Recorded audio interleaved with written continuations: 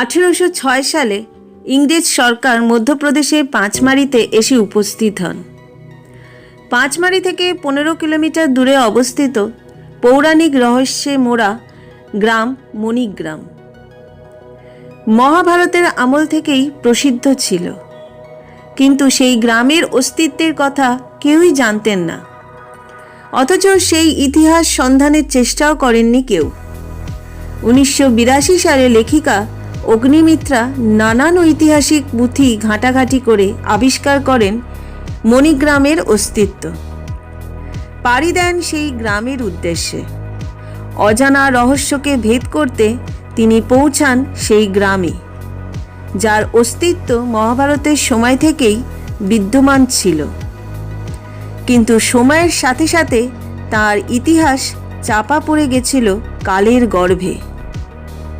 মহাভারতের এক নিগূঢ় সত্যকে আবিষ্কার করলেন তিনি। লিখতে বসলেন সেই ইতিকথা, যা মণিভুজঙ্গম নামে বিখ্যাত হলো গোটা বিশ্বে।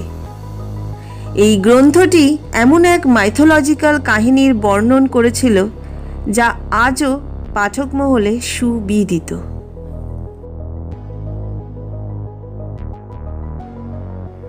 নমস্কার, তনুর গল্প সম্ভারে আমি তনুশ্রী আপনাদের সবাইকে স্বাগত জানাই। আজ আমার নিবেদন লেখিকা সঞ্চারী ভট্টাচার্যের কলমে লেখা মণিভুজঙ্গম।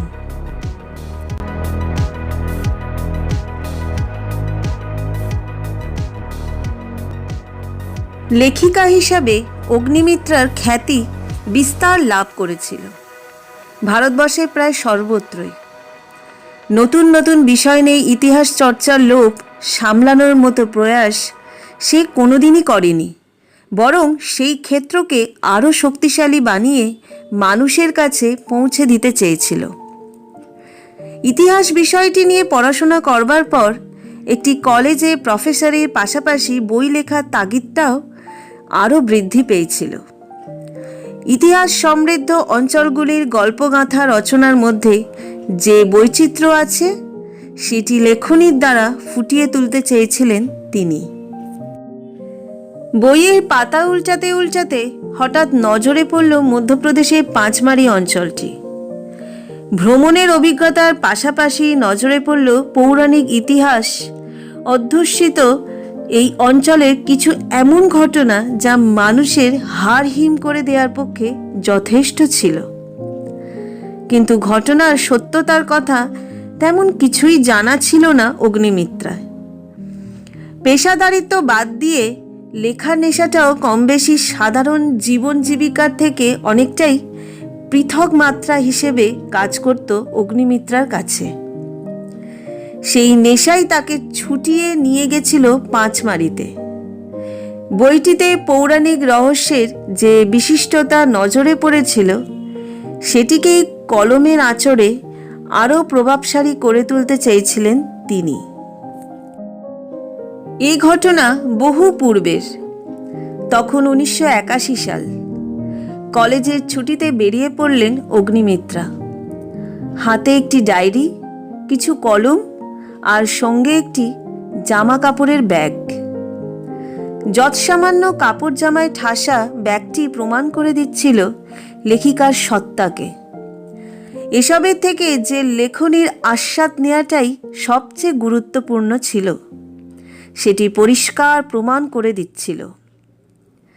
সাহিত্যিকের কাছে আনুষাঙ্গিক সমস্ত কিছুই বড্ড বেমানান হয়ে যায়। কলমের ধারের কাছে জীবনের বাকি ধারালো অতীতগুলি সেভাবে ক্ষতের সৃষ্টি করতে পারে না। কলম নিজের ছন্দেই চলতে থাকে। আগ্রাসী অতীতের আলেখ্য স্থিয়মান হয়ে পড়ে অচিরেই। তাই নিজের তাল ও ছন্দকে অটুট রেখেই এগিয়ে গেছিলেন তিনি। বাকিদের থেকে তার জীবন ছিল অনেকটাই আলাদা। যেখানে আর 5টা মেয়ে সাধারণ জীবনের স্বপ্ন দেখতে ভালোবাসেন, সেখানে তিনি ছিলেন অবিবাহিত।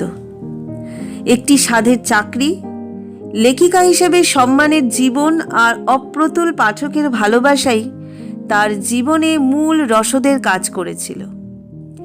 পাঁচমারিতে যাওয়ার পর সেখানকার পরিবেশের অনেক বর্ণনা দিয়েছিলেন তিনি।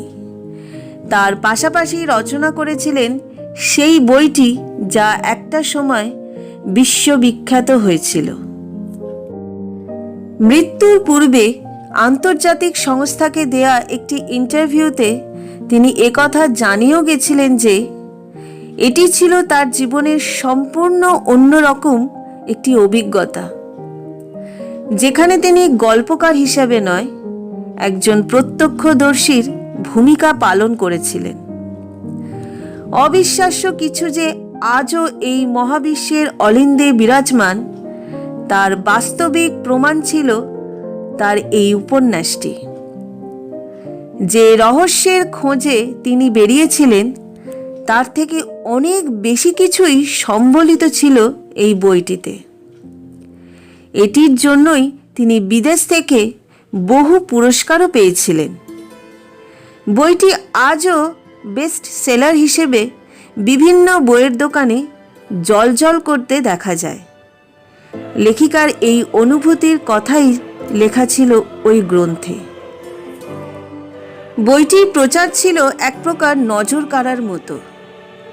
সকলের মাঝে আমিও ছিলাম এর অন্যতম প্রত্যাশী। অপেক্ষার সীমা ভঙ্গ হতেই কলেজ স্ট্রিটের এক অভিজাত বইয়ের দোকান থেকে এক কপি সংগ্রহ করে নিয়েছিলাম। কপাল জোরে সিগনেচার কপি প্রাপ্তির সৌভাগ্য অর্জিত হয়েছিল। এরপরেই পাতা উল্টানোর কাজটা শুরু করে দিয়েছিলাম। আজ সেই ইতিহাসই তুলে ধরতে চাই আপনাদের সামনে। এ এক অনবদ্য অনৈসর্গিক ইতিহাস। বর্তমান সমাজ যেখানে আধুনিকতায় বিশ্বাসী, সেখানে অতীতের অলিন্দে লুকিয়ে থাকা এই রহস্যের রসাধনের থেকে আমি নিজেকে দূরে সরিয়ে রাখতে পারিনি। মণিভুজঙ্গম। স্বর্ণাক্ষরে সাজানো শব্দগুলি প্রমাণ করে দিচ্ছিল এটি কোনো সাধারণ গল্পগাথা ছিল না। মহাভারতের সময়কার পৌরাণিক ইতিহাসকে নিজের চোখে সত্যি হতে দেখেছিলেন লেখিকা। তার প্রতিটি শব্দ ছিল একটি অনুভূতির জীবন্ত মিশেল, যার মধ্যে দিয়ে তিনি ইতিহাস সম্বলিত এই উপাখ্যানকে জীবন্ত রূপ দিতে সক্ষম হয়েছিলেন। প্রথম পাতা থেকেই পাঠককে নিজের দিকে আকর্ষণ করে রাখার মতো সমস্ত কৌশলই আয়ত্ত করতে পেরেছিলেন তিনি। আমিও ডুবে গেছিলাম সেই শব্দসমূহের গোলকধাঁধায়। বইয়ের অলিন্দে লুকিয়ে থাকা সেই শব্দগুলি তুলে ধরলাম আপনাদের সামনে। সামিল হয়ে যান তবে।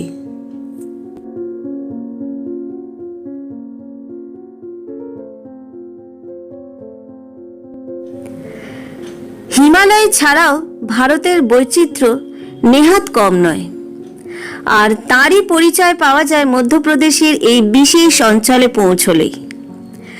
সাতপুরা রেঞ্জের অন্তর্গত এই পাঁচমারিতেই রয়েছে মধ্যপ্রদেশের উচ্চতম স্থান ধূপগড়। সেখান থেকে 15 কিলোমিটার দূরে অবস্থিত এক ছোট্ট গ্রাম মণিগ্রাম। গ্রামটির সম্পর্কে অনেক কথাই শুনতে পেয়েছিলাম। পঞ্চপাণ্ডবরা নাকি এখানেও একটি গুহা নির্মাণ করেছিলেন। বনবাসে থাকাকালীন পাঁচমারির বিভিন্ন অঞ্চলে ঘুরে ঘুরে যে 5টি গুহা তারা নির্মাণ করেছিলেন, এটিও ছিল তাদের মধ্যে একটি। এখানেই নাকি পঞ্চপাণ্ডব নাগপাশ বাণ লাভের জন্য কঠোর তপস্যা করেছিলেন। নাগরাজ বাসুকী তাদের তপস্যায় সন্তুষ্ট হয়ে নাগপাশ বাণ এবং নাগ কবচম প্রদান করেছিলেন। এরপর ভীম এক রাতের মধ্যেই নাগরাজ বাসুকীর উদ্দেশ্যে একটি মন্দির নির্মাণ করে দিয়েছিলেন। সেই মন্দিরটির মাহাত্ম্য ছড়িয়ে পড়েছিল গোটা মণিগ্রামে, আর তাকে ঘিরে ছিল একাধিক রহস্য, যার জট খোলবার জন্যই আমি ওই স্থানে যাওয়ার সিদ্ধান্ত নিয়েছিলাম। শুনেছিলাম ইংরেজ আমলে নাকি সেখানে এক ভয়ঙ্কর বিপর্যয় সাধিত হয়েছিল। গ্রামের সাধারণ মানুষকে বাগে এনে ইংরেজ শাসকেরা মন্দিরের উপরে নিজের কর্তৃত্ব প্রতিষ্ঠা করার চেষ্টা করেছিলেন, কিন্তু তাদের মুখোমুখি হয়েছিলেন স্বয়ং নাগরাজ বাসুকী। তবে এই ঘটনাটি শুধু কল্পনা হিসেবে রয়ে গিয়েছিল। সাধারণ মানুষের মুখ নিঃসৃত ইতিকথা ব্যতীত আর কিছুই ছিল না। তবে আমার মনে হয়েছিল এর বাইরেও কিছু আছে, যা হয়তো ওই গ্রামটির গহ্বরে আজও শ্বাস নিচ্ছিল। গ্রামে পৌঁছেই তার স্নিগ্ধতাকে এক নজরে অবলোকন করে নিলাম। পাহাড়ের ঢালে অবস্থিত ছোট একটি গ্রাম। জনসমক্ষে এই গ্রামটির নাম তেমনভাবে উচ্চারিত হতেও দেখা যেত না। তবে ইতিহাস সমৃদ্ধ এই অঞ্চলের প্রতিটি মানুষের মনেই এক প্রশ্নচিহ্ন ভিড় করে রেখেছিল। তবে এখান থেকে যে নিরাশ হয়ে ফিরতে হবে না, সেটা বেশ পরিষ্কারভাবেই ধারণা করতে পেরেছিলাম। কিন্তু আমাকে দেখা মাত্রই সকলের মধ্যে এড়িয়ে যাওয়ার এক প্রবণতা নজরে পড়েছিল। গ্রামের অধিকাংশ মানুষই কোনো এক সত্যকে লুকিয়ে রাখার চেষ্টা করেছিলেন। তবে আমিও হাল ছাড়লাম না। লেখার কাজ সমাপ্ত করতেই হতো। অবশেষে গ্রামের সীমান্তে একটি মন্দির নজরে পড়ল। মন্দিরটি একটি টিলার উপরে অবস্থিত ছিল। আয়তনে ছোট হলেও পুরাতন ভাবধারার ছাপ স্পষ্ট ছিল। মন্দিরের পাশেই সুদীর্ঘ ঝর্ণা পাহাড়ের বুক ছুঁয়ে নেমে আসছিল। সেই অপূর্বতা হয়তো ভাষায় প্রতীয়মান নয়।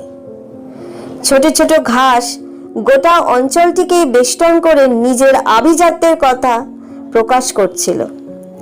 তার পাশেই নজরে পড়ল এক বিরাট পুষ্করিণী। বাঁধানো শানের আড়ালেও ইতিহাসের ফিসফিসানি শুনতে পেলাম। তবে সেটির কোনো পার্শ্ব প্রতিক্রিয়া ছিল না। হেমন্তের শান্ত পরিবেশে অবগাহন করতে বেশ লাগছিল। মন্দিরের চারপাশটা অজান্তেই একবার প্রদক্ষিণ করে নিলাম। মনে হলো কেউ যেন ডাকছে, তার অন্তরে লুকিয়ে থাকা স্থিমিত ইচ্ছেগুলির কথা অকপটে জানাতে চাইছে। ইতিহাসের পাতার ভাঁজে ভাঁজেই এতদিন বেঁচে থেকেছি, তাই কোথাও যেন মনে হয়েছিল তাকে হাতেও স্পর্শ করতে পারবো। না পাওয়ার গ্লানিটা ধীরে ধীরে মন থেকে দূরে সরে যাচ্ছিল। মণিগ্রাম পাঁচমারির সমৃদ্ধির প্রতীক রূপে চিহ্নিত ছিল, আর ছিল তার ব্যাপ্তির রসদ হিসাবেও। বহুলাংশেই এর প্রভাব ছিল স্থানীয় প্রবৃত্তির ধরাছোঁয়ার বাইরে। যেখানে ইতিহাস চুপিসারে সবটা বলে দিয়ে যেতে চেয়েছিল, আমার কাছেও এর প্রভাব ছিল কিছুটা তেমনই। কিন্তু কলম দিয়ে শুধু শব্দ বার করতে চাইনি, চেয়েছিলাম এক গ্রন্থ আবিষ্কার করতে। তাই চারিদিকটা খুব মন দিয়ে ঘুরে ঘুরে দেখতে লাগলাম। ঝর্ণার জলের ওই নৈসর্গিক সৌন্দর্য উপলব্ধি করতে করতে স্থানীয় ইতিহাস লেখার কাজ শুরু করার ইচ্ছেটা আরো প্রবল হয়ে উঠল। জায়গার অভাব না থাকলেও আমেজের অভাব ছিল। যত্রতত্র বসে লেখার কাজ করার ইচ্ছেটা কোনোদিনই ছিল না। তাই আশেপাশে চোখ যেতেই আবিষ্কার করলাম দীর্ঘায়তন বট গাছটিকে। মন্দিরের ধার ঘেঁষেই বটের আলগা হয়ে পড়া ঝুড়িগুলি এদিক ওদিক বিক্ষিপ্ত অবস্থায় ছড়িয়ে পড়েছিল। সেটি যে মন্দিরের রক্ষা কবচ তা বেশ ভালোভাবেই অনুভব করতে পারছিলাম। প্রাচীনতায় মোড়া এক রহস্যের খনি ছিল ওই গ্রামটি। কলমের খসখস শব্দের পাশাপাশি আরো একটি শব্দ কানে ভেসে এলো। কেউ যেন মন্দিরের আড়ালে দাঁড়িয়ে আমার দিকে লক্ষ্য রাখছিলেন। পদধ্বনির শব্দ শুনতে না পেলেও সাময়িক এক অভিব্যক্তিতে সহসা চমকে উঠলাম। তাকাতেই দেখলাম অগ্রে দাঁড়িয়ে এক শীর্ণকায় বৃদ্ধ ব্রাহ্মণ। চেহারার মধ্যে এক আলাদাই দীপ্তি ছিল। সহসা বুঝেও না বোঝবার ভান করে লেখায় মনোনিবেশ করতে যাচ্ছিলাম। ক্ষণিক পরেই লোকটি অভিমুখে এসে দাঁড়ালেন। নতুন ইতিহাসের সন্ধানে এসেছেন বুঝি? তা অগ্নিমিত্রা নামটি কিন্তু মন্দ নয়। চরিত্রের পাশাপাশি কলমের অন্দরেও সেই আগুন ফুটে উঠতে পরিষ্কার দেখছি। লোকটির কথা শুনেই হাতে কলমটা মাটিতে পড়ে গেল। একটা দমকা হাওয়ায় বেশ কিছু পাতা উড়ে পুষ্করিণীর সামনেটায় লুটিয়ে পড়ল। বৃদ্ধের দৃষ্টি তখনও স্থির। আমাকে নির্দিষ্ট করে তাকিয়ে দুটি দীপ্তমান চোখ তখনও অন্দরের রসদ খোঁজার লিপ্সায় আরো প্রতীয়মান হয়ে উঠল।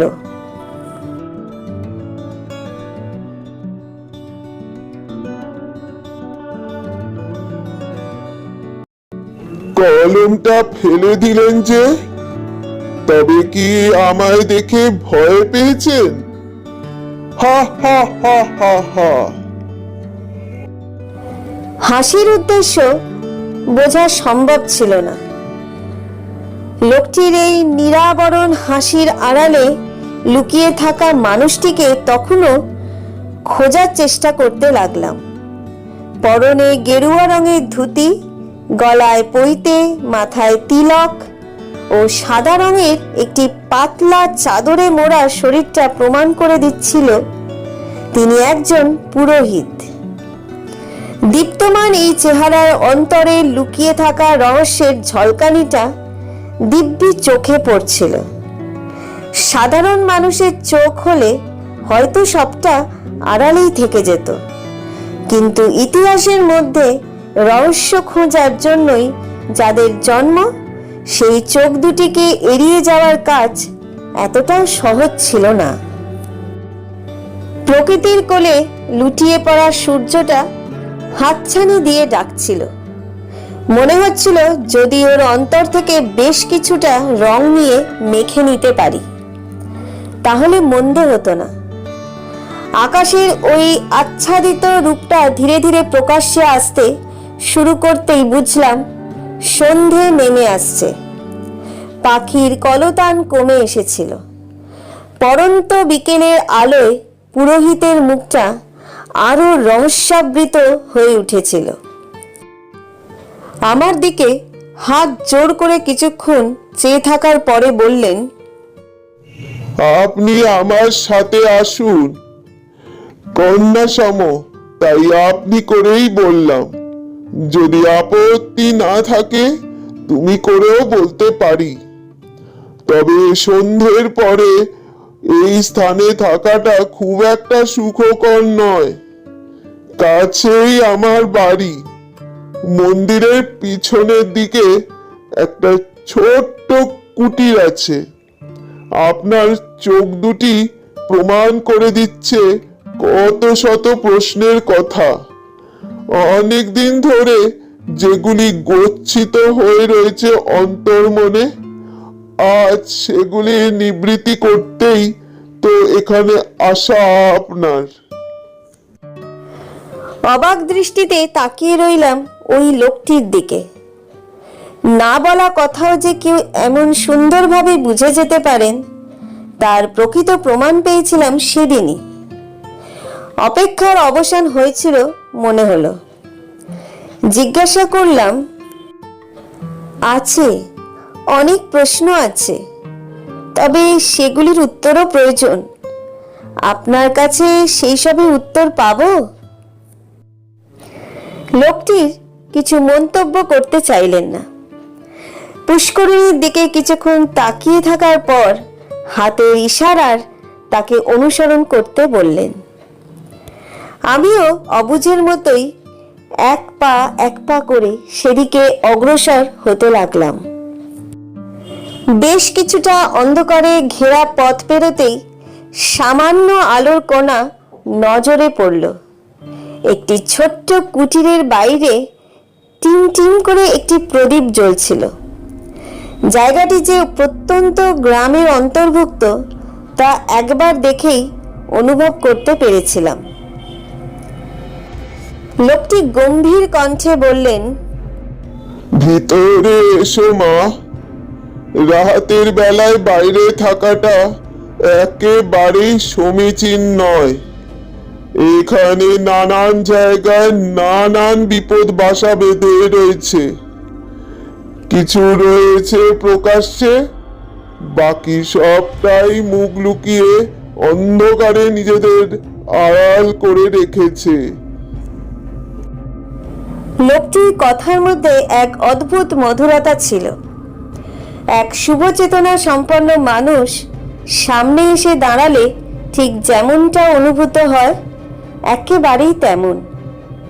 আমিও সময় নষ্ট না করে ওনাকে অনুসরণ করলাম।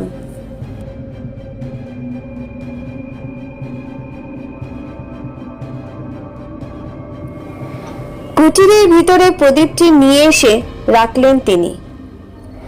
এদিক ওদিক দুবার তাকিয়ে থাকার পরে একটি উঁচু জায়গা দেখে বসলেন। আমিও সামনে একটি মাদুর দেখে তার উপরে বসে পড়লাম। লোকটিকে জিজ্ঞাসা না করলেও তেমন কোনো অসুবিধার সম্মুখীন হলাম না। লোকটির মুখের একটা দিক সামান্যতম আলোকিত ছিল। পাশের দেয়ালে তার ছায়াটি রূপান্তর হিসেবে কাজ করছিল। একটা প্রশ্ন মনের মধ্যে অনেকক্ষণ ধরেই ঘুরপাক খাচ্ছিল। তার আগেই লোকটি আমাকে উদ্দেশ্য করে জিজ্ঞাসা করলেন, এখানে আসার আসল উদ্দেশ্য নিশ্চয়ই অন্য কিছু। সে যাই হোক না কেন, নাগ দেবতার ইতিহাস জানতে চাওয়া কোনো অধর্মের কাজ নয়। তবে সেই ইতিহাস এমন কোনো ব্যক্তির জানার কৌতূহল থাকাটাও উচিত নয়, যিনি লালসার দ্বারা আসক্ত। আপনি? আমি কথাটি শোনা মাত্রই স্তম্ভিত হয়ে গেলাম। ঘাড় নেড়ে জানালাম, তেমন কোনো উদ্দেশ্য নেই। লোকটি মৃদু হাসলেন। আমি তিওয়ারি। সামনেই যে মন্দিরটি নজরে পড়ছে, ওটাই আমারই দায়িত্বে। নাগ দেবতার দৈনিক পূজা অর্চনার দায়িত্বই আমার উপরেই বর্তিত। সেই থেকেই জীবনকে ওই কাজেই নিয়োজিত করে রেখেছি। প্রভুর সেবা ব্যতীত আর কিছুই বাসনা নেই। আসলে বাসনা বিষয়টি একেবারেই প্রভুর পছন্দ নয়। উনি সদাচারী, ত্রিকালদর্শী। কোনো কিছুই ওনার বোঝার বা জানার অতীত নয়। কথাগুলি শুনে বুঝলাম ওই অঞ্চলে এমন কোনো ইতিহাস অবশ্যই রয়েছে যা আজও লোকচক্ষুর অগোচরেই থেকে গেছে। লোকটির ওই স্থির দৃষ্টিটি আমাকে বারংবার কটাক্ষ করছিল।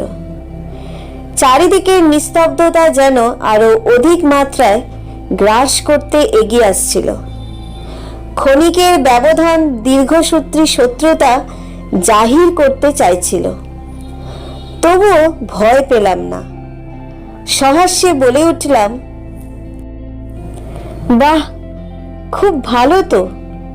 এই অঞ্চল এমনিতেই ইতিহাস সমৃদ্ধ। সেই মহাভারতের আমল থেকেই মানুষের আগ্রহের অন্যতম প্রধান পীঠস্থান।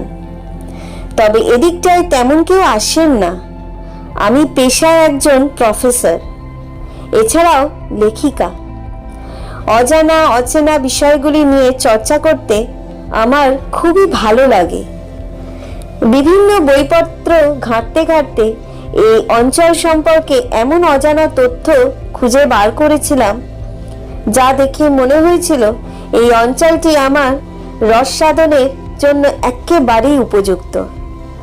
আমার প্রতিটি গল্পই অজানা তথ্যের ভাণ্ডারে পরিপূর্ণ থাকে। তাই এবারেও চেয়েছিলাম এমন কিছু লিখতে যা আমাকে মৃত্যুর পরেও স্মরণীয় করে রাখতে পারবে। লোকটি বললেন, সে তো ঠিকই, এই অঞ্চল দৈবিক ক্ষমতার দ্বারা সমৃদ্ধ। একটানা 5 পুরুষ ধরে এই মন্দিরটিতে পূজা পেয়ে আসেন নাগরাজ বাসুকি। এই অঞ্চলে আজও তার আধিপত্য বিরাজিত। মহাভারতে বর্ণিত সমস্ত কথন সত্য। মণিগ্রামে ওনার উপস্থিতি আজও বিদ্যমান। উনি স্বয়ম্ভু। আজও নাগপঞ্চমীর দিন মন্দিরের দেয়ালে মাথা ঠেকালে ভক্তের সব ইচ্ছে প্রভুর কৃপায় পূর্ণ হয়ে যায়। তিনি কারোর মনোবাঞ্ছা অপূর্ণ রাখেন না। কিন্তু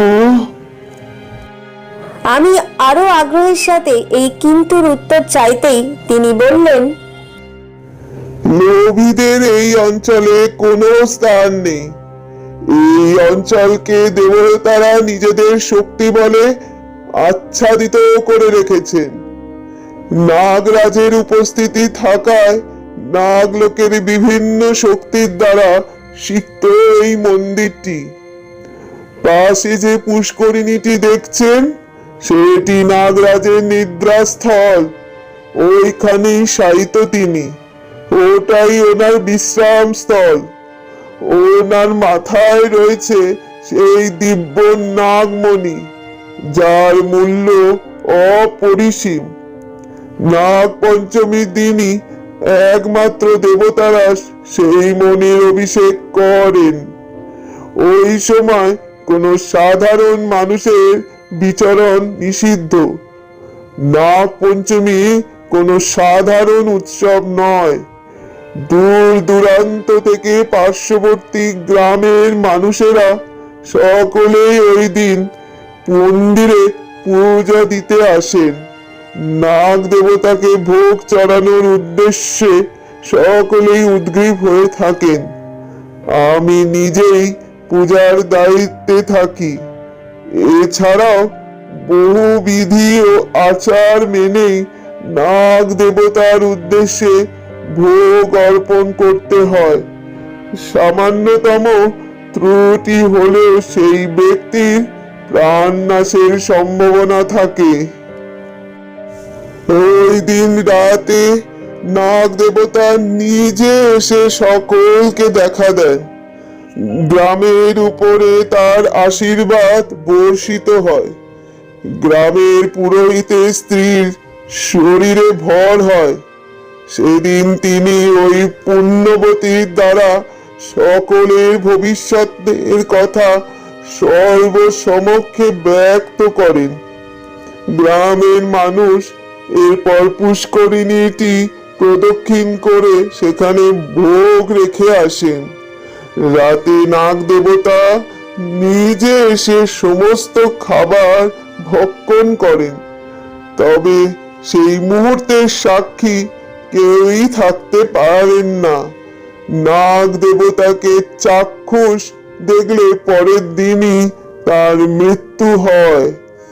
এছাড়া এমনটাও কথিত আছে যে শুধুমাত্র নাগ পঞ্চমীর দিনই নাকি তাকে নিজস্ব রূপে দেখতে পাওয়া যায়। তবে যিনি সেই রূপ দর্শন করেন, তিনি নাকি সরাসরি স্বর্গলোকে গমন করেন। এই রীতি যুগ যুগান্তর ধরে পালিত হয়ে আসছে। মন্দিরের পাশেই রয়েছে নাগ দেবতার থান। সেখানে নাগ পঞ্চমীর দিন বহু কালো নাগকে জড়ো হতেও দেখা যায়। এমনটাও মনে করা হয় যে সেদিন ইচ্ছেধারী নাগ নাগিনীরাও নাগরাজকে অঞ্জলি দিতে আসেন। তাদের অর্ঘ্য নাকি নাগরাজ গ্রহণ করেন। তাই মন্দিরের বাইরে ওই থানটি তৈরি করা হয়েছে। সেখানেই সকল নাগেরা মিলিতভাবে ওনার উদ্দেশ্যে অর্ঘ্য প্রদান করেন। এই অঞ্চলে বহু সর্প রয়েছে। তারা অদ্ভুত ক্ষমতার অধিকারী। নাগমণির পাহারায় রয়েছেন তারাও। তারা ভয়ঙ্কর, বিষধর। নাগরাজের মহিমা গোটা গ্রামেই বিরাজমান। এমন অনেক চমৎকার ঘটতে দেখা গেছে যা হয়তো সাধারণ মানুষের ভাবনারও অতীত। এক সর্পের দংশনে নাকি একটি শিশুর শরীর একেবারে নীলাভ হয়ে গেছিল। গ্রামে বিষয়টি নিয়ে শোরগোল পড়ে যায়। তার মা মৃত শিশুটিকে নিয়ে এসে মন্দিরের দরজার সামনে রেখে দেন। ঘটনাটি ঘটেছিল নাগ পঞ্চমীর দিনই।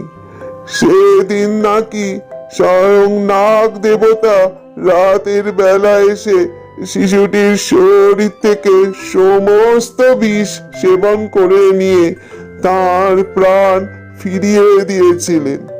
সেই থেকেই এই স্থানটির মাহাত্ম্য আরো বহুগুণ বৃদ্ধি পেয়েছিল। তারপর দেবতার অস্তিত্বের কথা দিক বিদিকে ছড়িয়ে পড়তে থাকে। সর্প দংশনের পরেও পুনরায় অনেকেই জীবিত হয়ে উঠেছিলেন। এরপর থেকেই মন্দিরের প্রাধান্য আরো বিস্তার লাভ করে। মানুষ পৌরাণিক ইতিহাস ও এর সত্যতাকে পুনরায় মানতে শুরু করে দিয়েছিলেন। নাগরাজের অস্তিত্বের কথাও দিকে দিকে ছড়িয়ে পড়ায় মন্দিরের দ্বার সকলের জন্য উন্মুক্ত হয়ে যায়। তবে নাগ পঞ্চমী ব্যতীত গর্ভগৃহের দরজা খোলা নিষিদ্ধ। শুধুমাত্র ওই দিনই সকলে নাগরাজ বাসুকীর দর্শন লাভ করতে সক্ষম হন। অন্যদিন দরজা বন্ধই থাকে। সকলেই মন্দিরের বাইরেই ওই থানেই নিজেদের পূজা অর্পণ করে দেবতার কাছে প্রার্থনা করে যান। আমিও দৈনিক আহারাদি ওই মন্দিরের প্রধান ফটকের সামনেই রেখে সন্ধ্যের পরেই চলে যাই। সন্ধ্যের পর থেকে মন্দিরের প্রাঙ্গণটি একেবারেই ফাঁকা করে দিতে হয়। এই সময় নাকি তিনি জাগেন, বাইরে আসেন, যোগনিদ্রা ত্যাগ করে গোটা গ্রামে পরিভ্রমণ করেন। অপরাধীদের উচিত শাস্তি দেন আর নিরপরাধীদের জীবন বদলে দেন। তার মায়া বলেই আচ্ছাদিত হয়ে রয়েছি আমরা সকলে আর এই মণিগ্রাম।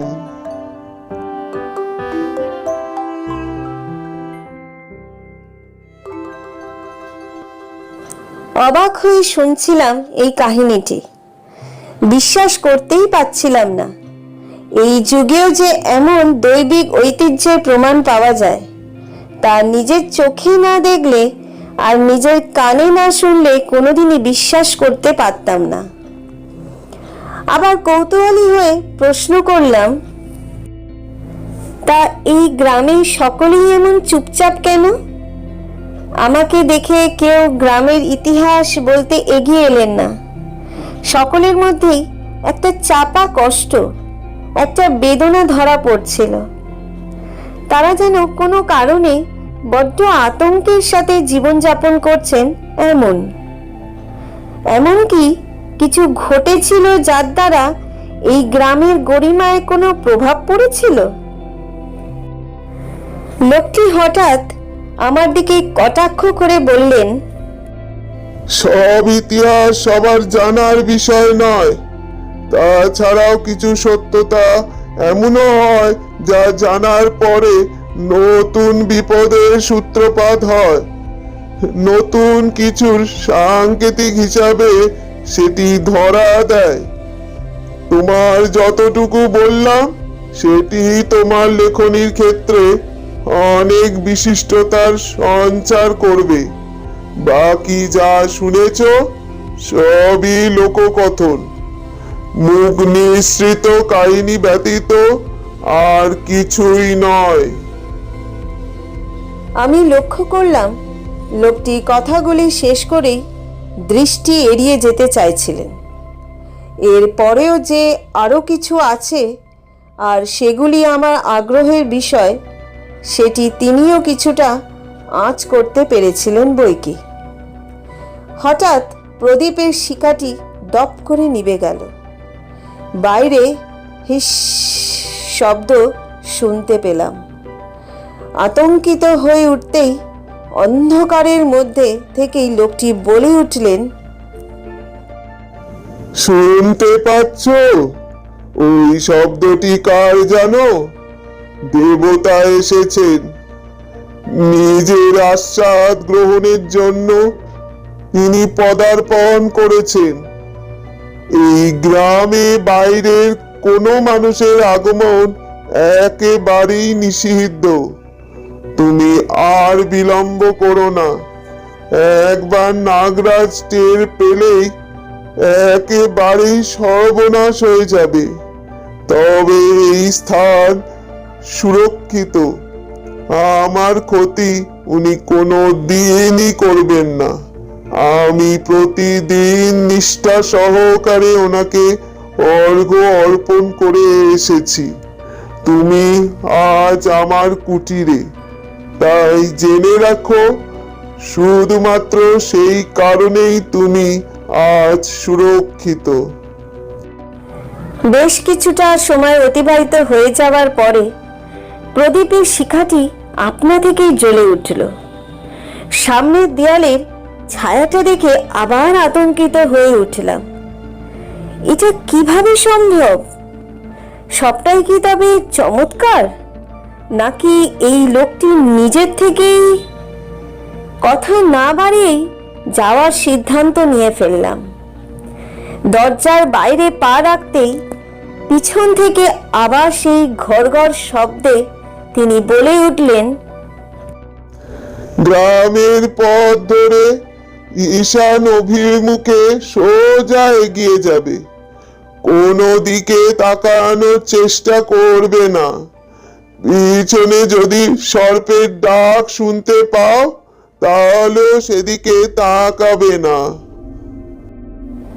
কথাগুলি শোনার পরেই আমার কৌতূহল অচিরেই বৃদ্ধি পেল। জায়গাটি সম্পর্কে জানার ইচ্ছেটা ক্রমাগতভাবে বেড়ে যেতে লাগলো। শোনা কথায় বিশ্বাস করতে আর ইচ্ছে করল না।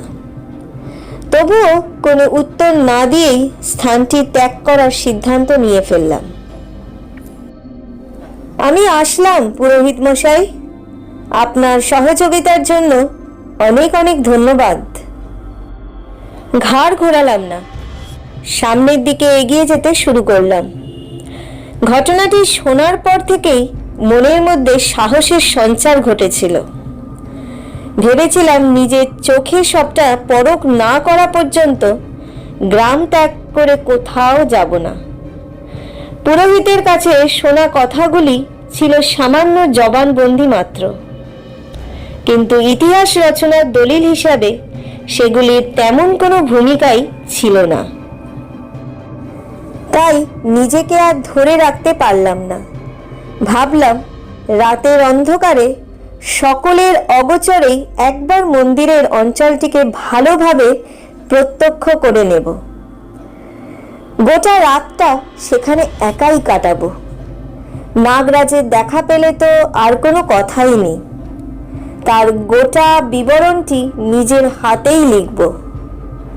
পুরোহিতের বলা কথাগুলি মনের মধ্যে বেশ জোরালোভাবে স্থান করে নিয়েছিল। বরাবরের জন্যই একটু ডাকাবুকো স্বভাবেরই ছিলাম আমি। তবে সেদিনের এই ঘটনাটি যে সত্য বলেই বিবেচিত হবে, তার নিজের অভিজ্ঞতা ছাড়া কখনোই ব্যক্ত করতে পারতাম না।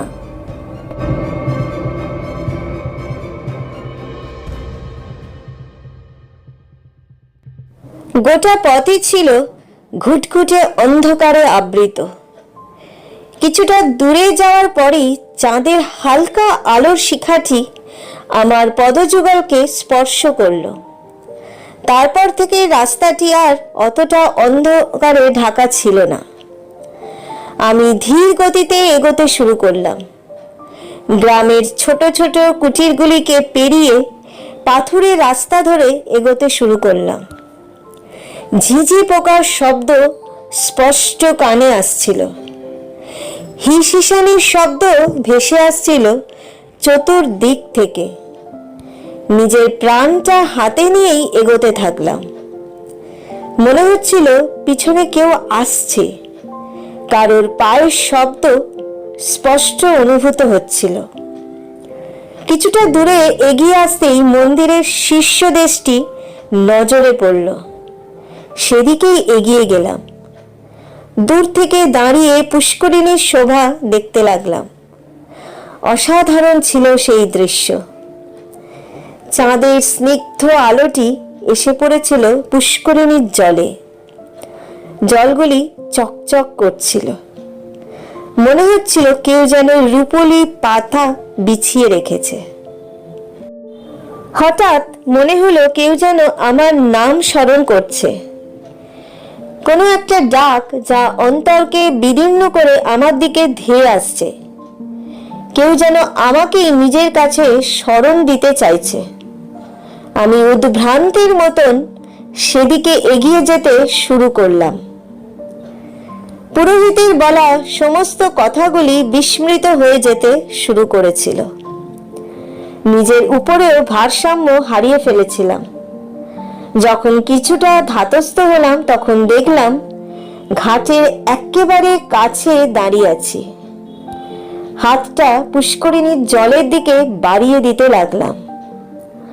আচমকা এক স্পর্শে চমকে উঠলাম। তাকাতেই দেখলাম সেই মানুষটি আবার আমার সামনে দাঁড়িয়ে। ক্রোধান্বিত দৃষ্টিতে বললেন, তোমাকে আমি এখান থেকে চলে যেতে বলেছিলাম। তুমি কি করতে যাচ্ছিলে?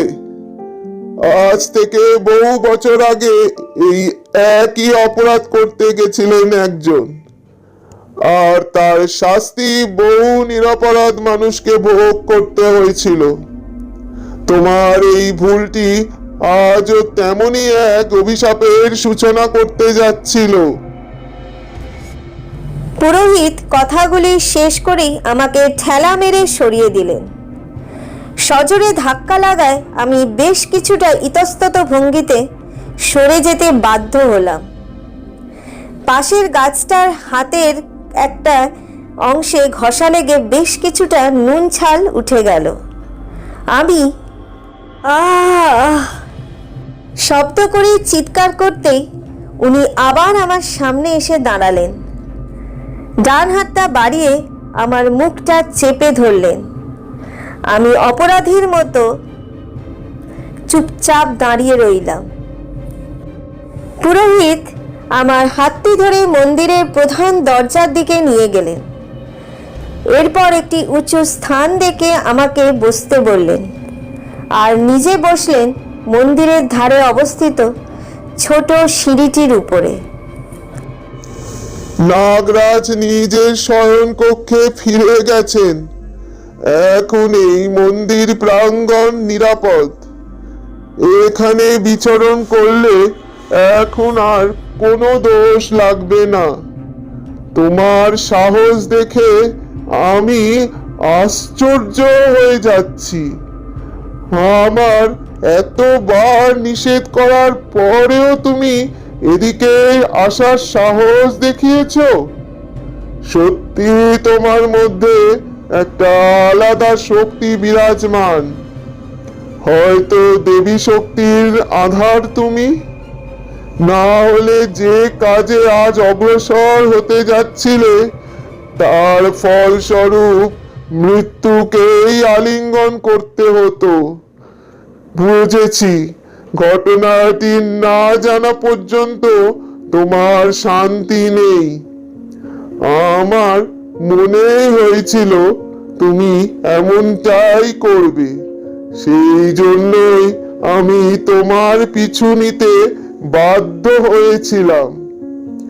এবারে নিশ্চয়ই বুঝতেই পেরেছো আমরা কেন বাইরের কাউকে গ্রামে প্রবেশ করতে দিই না? কারণ এই গ্রামে আজও এমন একাধিক নিয়ম পালিত হয় যা সাধারণ মানুষের বোঝার বাইরেই থেকে গেছে। প্রতিটি নিয়ম নিষ্ঠা সহ পালিত না হলে অতীতের ওই করুণ অভিশাপের দ্বারা আবার দগ্ধ হবে এই গোটা গ্রামটি। নিষ্পাপ মানুষগুলিকে নিজের প্রাণের বিনিময় সেই অভিশাপ খণ্ডন করতে হবে, সেই আগের মতো। কি বিভৎসতার সাক্ষী থাকতে হয়েছিল আমাকে। আজও মনে পড়লে প্রত্যেকেই শিহরে ওঠেন। জানি তোমার জ্ঞান তৃষ্ণা এত সহজে নির্বাপিত হবে না। বেশ, তবে শোনো সেই কাহিনী, নিজের মনের অন্তরে গেঁথে নিও। আমি কাগজ কলম নিয়ে প্রস্তুত হয়ে গেলাম। পুরোহিত একে একে ইতিহাসের প্রচ্ছদগুলিকে তুলে ধরতে লাগলেন। খুকে খুকে কাশি কেশে পুরোহিত আমার দিকে তাকালেন। পুষ্করিণীর দিকে কিছুক্ষণ এক দৃষ্টিতে তাকিয়ে থাকার পর বললেন, কিছু নিয়ম মৃত্যুর পরেও পালন করতে হয়। আত্মাও আবদ্ধ থাকে। ওই যে পুষ্করিণীটা দেখছো, কোনো অংশেই সাধারণ নয়। এর সাথে জড়িত হয়ে রয়েছে এমন অনেক অকল্পনীয় সত্য যা হয়তো মানুষের ভাবনার অতীত। নাগ পঞ্চমীর দিন মধ্যরাতে এক দীপ্তমান জ্যোতি সরোবরের মধ্যিখান থেকে উদিত হয়। ছটার আকারে বিস্তারিত হয়ে পড়ে চতুর্দিকে। কথিত আছে এটি নাগমণির দীপ্তি, সেই মহামূল্যবান নাগমণি যার অস্তিত্ব কেবলমাত্র নাগ পুরাণে পাওয়া যায়। এমনটা মনে করা হয় স্বয়ং নাগলোকের দেবতারা নাগ পঞ্চমীর দিন এই মণির চন্দ্রাভিষেকের জন্য এখানে পদার্পণ করেন। অমৃতের দ্বারা এই মণির অভিষেকের কাজ সাধিত হয়। এরপরে সেই মণি আরো শক্তিশালী হয়ে যায়। কেউ যদি সেই মণির লোভে এই সরোবরের বিশুদ্ধ জল স্পর্শ করে, তাহলে তিনি নাগরাজের খাদ্যে পরিণত হয়।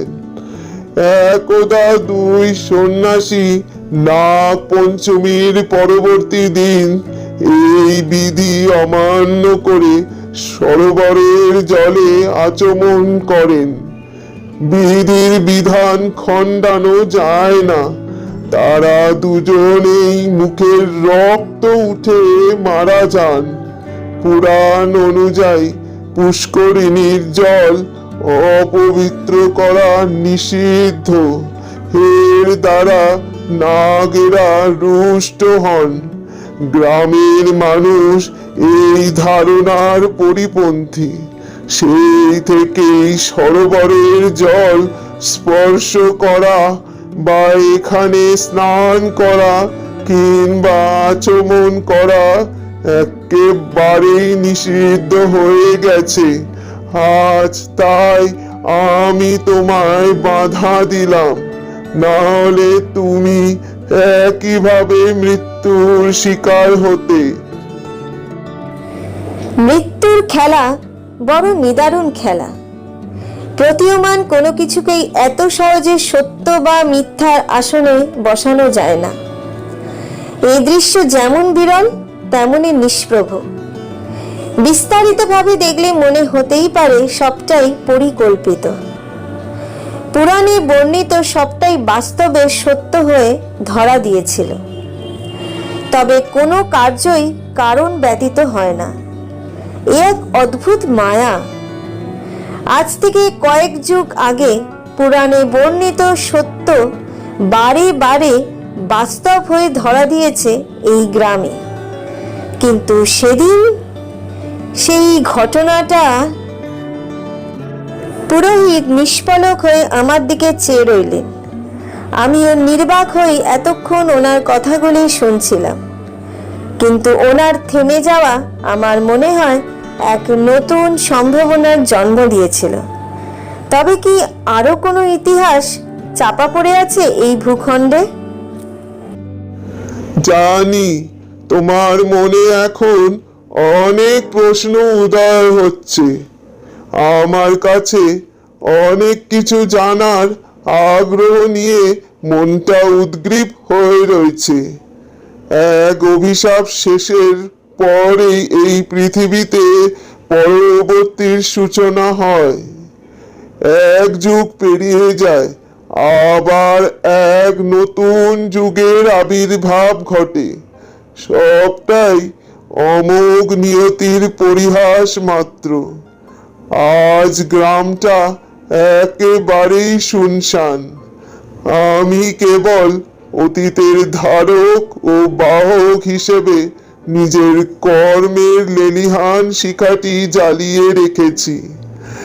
অন্তিম ইতিহাস রচনার কাজ বোধহয় তোমাকেই করতে হবে। তাই আমিও এতকাল অপেক্ষমান হয়েই থেকেছি। আমিও জানার জন্য উদ্গ্রীব হয়ে রয়েছি তিওয়ারিজি। বহুক্ষণ ধরে এই গ্রামের পৌরাণিক কাহিনী ও ইতিবৃত্ত আপনার মুখে শুনেই চলেছি। কিন্তু বাস্তবে কোনো ঘটনার পরিপ্রেক্ষিতে গ্রামটি আজ এতটা শুনশান হয়ে গেছে তার হদিশ এখনো পাইনি। শুধু আমি কেন, এই যুগের কোনো মানুষই হয়তো এই রহস্যের সমাধান করতে পারেনি। কিছু অতীত নিরাবরণ সত্য নিয়ে নিজের অন্দরেই অস্তমিত হয়ে যায়। একমাত্র তার ধারক ও বাহকের কাছেই তার সত্যতা পুনরায় প্রজ্বলিত করে তোলার ক্ষমতা অর্জিত থাকে। আপনি এই গ্রামের বিষয়ে অনেক কথা বললেও নিজের কথা কিছুই বলেননি। আপনার এই অভিজ্ঞতার কথা শুনতে চাই, জানতে চাই সেই নিগূঢ় সত্যকে। আমার স্থির বিশ্বাস এই সত্য আপনি ব্যতীত আর কারোর পক্ষেই উদ্ঘাটন করা সম্ভব নয়।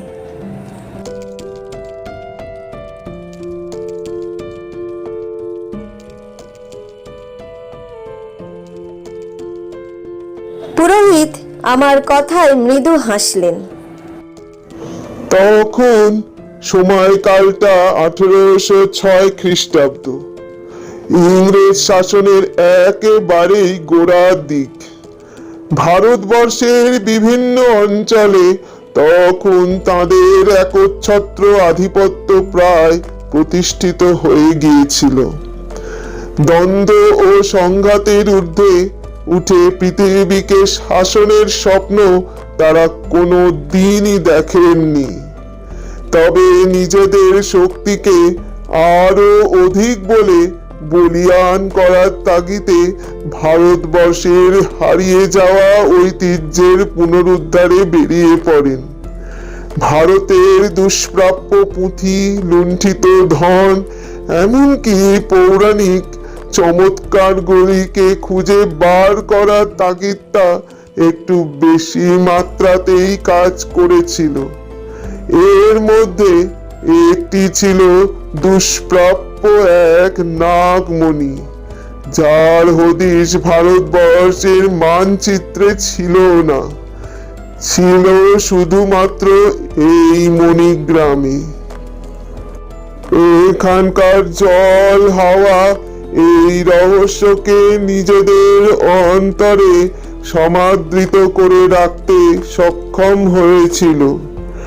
তবুও মধ্যপ্রদেশ দখলের উদ্দেশ্যে এগিয়ে আসা সৈন্যদল কিছুতেই মণির খোঁজ না নিয়ে এখান থেকে ফিরে যেতে চাইলেন না। তারা পাঁচমারি সহ পার্শ্ববর্তী সমস্ত গ্রামগুলিকে জবরদখল করে নিলেন। গ্রামগুলির অস্তিত্ব ক্রমে বিপন্ন হতে শুরু করলো। তাদের মধ্যেকার যোগসূত্র ধীরে ধীরে ছিন্ন হয়ে যেতে লাগলো। একটি গ্রামের সাথে অপর গ্রামের আভ্যন্তরীণ যোগসূত্রকে একেবারেই ভেঙে দেয়া হলো। প্রতিটি গ্রাম যাতে ইংরেজদের স্বায়ত্ত শাসনাধীনে থাকতে বাধ্য হয় তার সমস্ত বন্দোবস্ত করা হয়েছিল। প্রচুর নিরীহ গ্রামবাসী মারা গেলেন। এই খবর মণিগ্রামেও ছড়িয়ে পড়ল। সন্ত্রাসের তীব্র দাবানল ধীরে ধীরে বিস্তার লাভ করতে শুরু করেছিল। সাহেব অ্যালবার্টের স্ত্রী জেনিফার ধুবড়ি থেকে মণিগ্রামের দিকে আসার পরিকল্পনায় একাকী একটি অশ্বের সাহায্যে গভীর জঙ্গলে প্রবেশ করলেন। ওই পথ ছিল বড়ই প্রতিকূল, তবুও তিনি হার মানলেন না। প্রায় দীর্ঘ 12 মাইল জঙ্গল অতিক্রম করে মণিগ্রামের সীমান্তে এসে উপস্থিত হলেন। পথ হারিয়ে ফেলায় তিনি সীমান্তেই অপেক্ষা করতে লাগলেন।